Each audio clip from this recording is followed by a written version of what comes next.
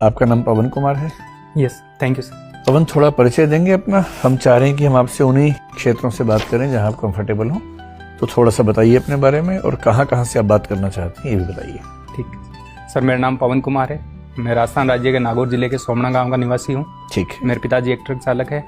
मैंने ग्रेजुएशन में BDS किया है। संस्कृत साहित्य मेरा ऑप्शनल सब्जेक्ट है और योग और मेडिटेशन मेरी हॉबी है। 2014 से लेकर 21 तक मैंने part time as a dentist काम किया है और पिछले महीने मेरी नियुक्ति राजस्थान सिविल सर्विसेज में असिस्टेंट डायरेक्टर के पद पर बाड़मेर में हो गई। ठीक है।